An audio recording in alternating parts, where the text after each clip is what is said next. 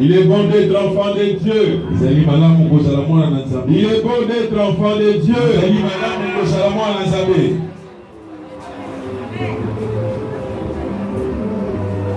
C'est pas la première fois que nous le disons en ces lieux. Mais cela a son pesant encore.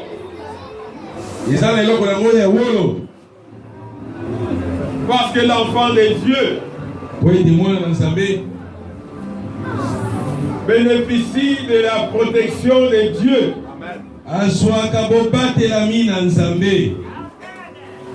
L'armée céleste veille sur chaque enfant de Dieu.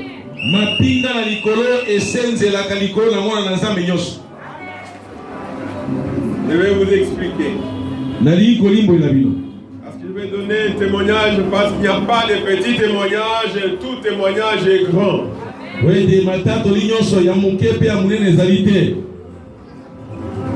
Nous souhaitons la bienvenue à celui qui est au milieu de nous.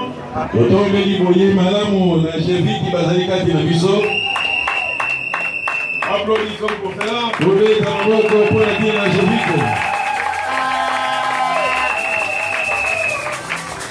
Il a agrémenté la première partie.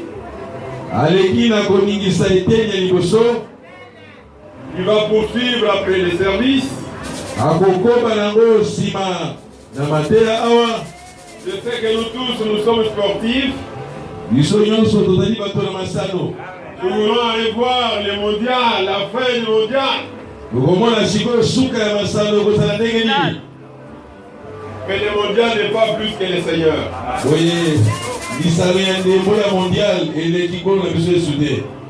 Aujourd'hui, on ne parle plus de Maradona. Mais aujourd'hui, on parle de Jésus. Demain, on parlera de Jésus. Et toujours, on parlera de Jésus. Il faut être dans la joie quand vous êtes dans la maison de Dieu. Les thèmes comme celui-là, c'est un thème rare maintenant à l'église.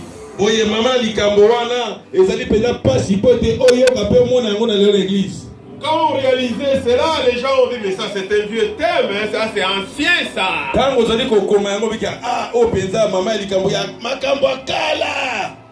C'est comme notre modérateur, un vieux combattant, il a dit hey, ça c'est témoignage, ça sont des vieux témoignages. Donc les vrais témoignages. Les vieux vins. C'est le meilleur vin. Alléluia. Bien-aimé, il est bon d'être enfant de Dieu. Tel que je suis là, je n'ai pas peur de la mort physique. Mais j'ai dit que moi, avant de quitter, il faut que je laisse les séquelles de Dieu, les vraies séquelles de Dieu dans les services qu'il m'a confiés.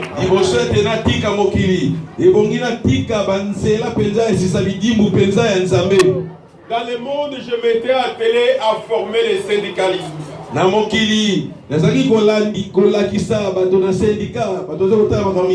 Et dans mon organisation, j'avais les meilleurs défenseurs des travailleurs.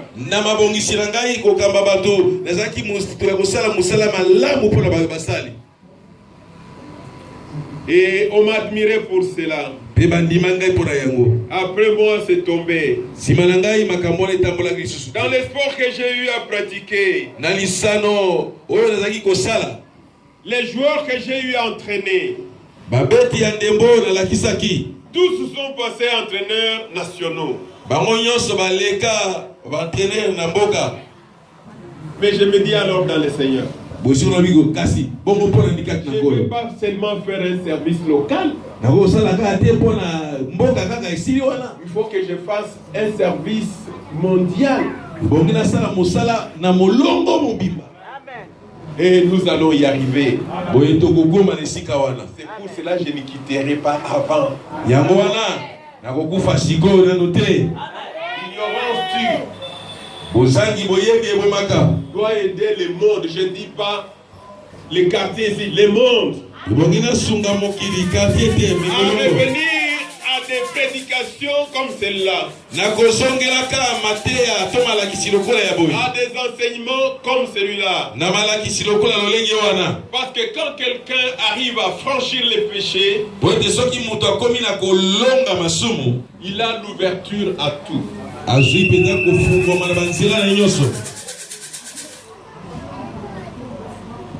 Alors, vous ne m'avez pas vu hier, avant-hier je crois.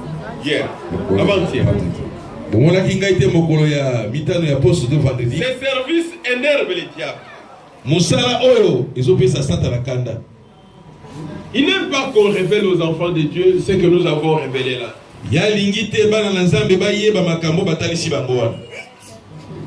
N'eût été les anges que Dieu a déployés autour de moi.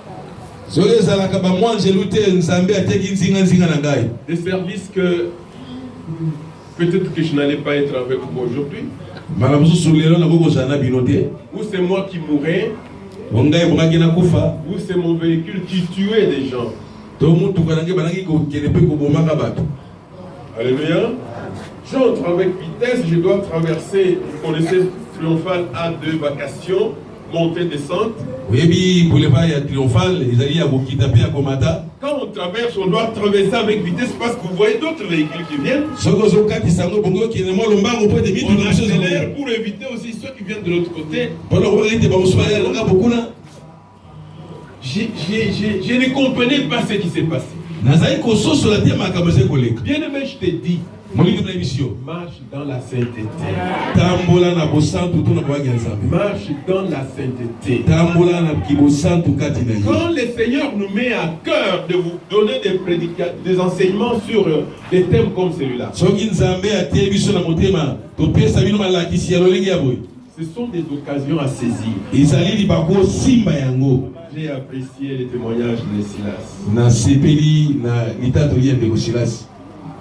Toutes ces choses-là, il les vivait avant de venir ici. Mais quand il est venu ici, j'avais aussi suivi son témoignage. Il dit, ah, église Ambou, ils ont salon et église mini.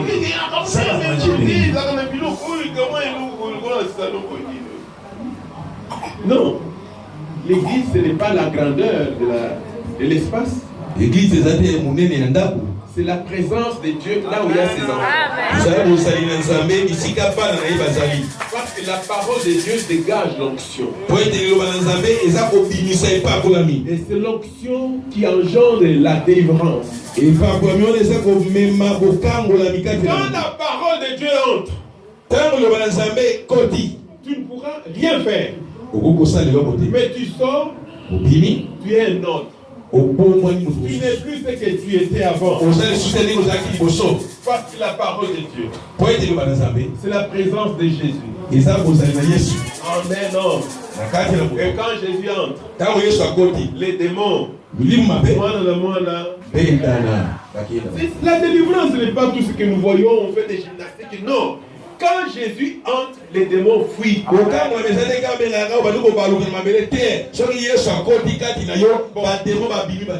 Ceux qui avaient suivi son témoignage savent ça. Mais je l'ai su les jours où j'ai béni le Seigneur. Et je comprends que nous sommes dans les bons. Nous ne donnerons que la parole de Jésus. Alors, je ne comprenais pas ce qui s'est passé. Je sens que le véhicule n'est pas sous mon contrôle. Il y a des véhicules qui viennent de l'autre côté. Comment donc les maîtriser? Et je vois maintenant qu'il y a un pneu qui quitte de mon véhicule, qui est en train d'aller là-bas, là où il y a des gens.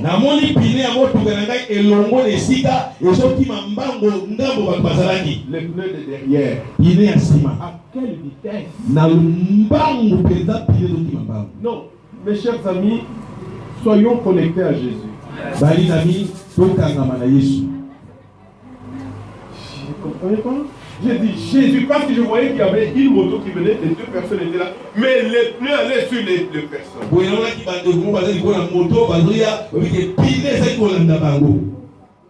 Les pneus vont, bon, vous voyez comment on appelle séparateur. il monte sur les séparateurs, il saute ces gens-là. Et Matiliko n'a séparé l'équipe à toi. Il s'en va là-bas, il évite, de lui-même, il évite les véhicules. Il y a un moment pilé, et qui m'a mis tout là. Moi, maintenant, j'ai compris qu'il y a un problème, c'est sur mon véhicule que les pneus partent. Parce que quand le coup est arrivé, c'est bon, je comprends pas ce qui s'est arrivé. Et je regarde, non, ça c'est mon pneu. Je regarde. Mais j'étais en train de conduire le véhicule en dehors de la chaussée. Et voir là où les pneus partent. Jésus veut faire entrer les pneus dans les caniveaux. Jésus a mis piné et qui contre la caniveau. Et les pneus s'arrêtent là-bas. Voilà piné qui est côté la boula. Et moi aussi j'ai réussi à mettre le véhicule de côté. Alors c'est là que j'ai réalisé ce qui est arrivé. Alors il y a deux jeunes gens qui poursuivaient les pneus, qui l'ont pris, j'ai pensé qu'ils allaient partir. Mais j'ai vu les gens qui venaient de l'autre côté. Parce que sur les Tronfans, là, il y a un garage de Nissan. Ils me connaissent. J'ai vu les gens qui venaient parce qu'ils ont suivi la scène. Bon, je ne vais pas rentrer dans tous les détails. Mais qu'est-ce qui arrive dans les cas d'espèce? Les véhicules peuvent faire comme ça. Et vous savez, notre corps humain, c'est le corps le plus facile par rapport à tous les animaux que Dieu a créés. Il suffit de cogner seulement la tête à la barre d'un mauvais véhicule, c'est vraiment du métal pur. Vous cognez là-bas, ça rentre et puis vous êtes parti. Les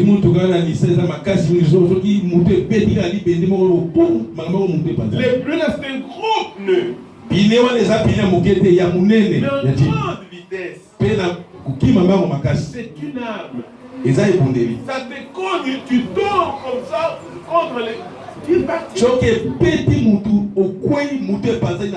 Ça rentre dans le véhicule, ça casse la pare-brise. Parce que je sais qu'il y a un cousin, pasteur Bibi, il était dans son véhicule.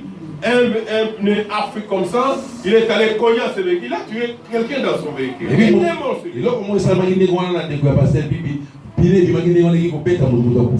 mais Dieu a été mon secours. Il n'a pas voulu qu'un mal soit causé par mon véhicule sur quelqu'un. Ou que mon véhicule fasse ton nom que je puisse mourir. Parce que je vous dis qu'avec vous et moi, nous allons mettre sur pied un club de gagnants d'armes. Vous savez où est-ce que nous en sommes.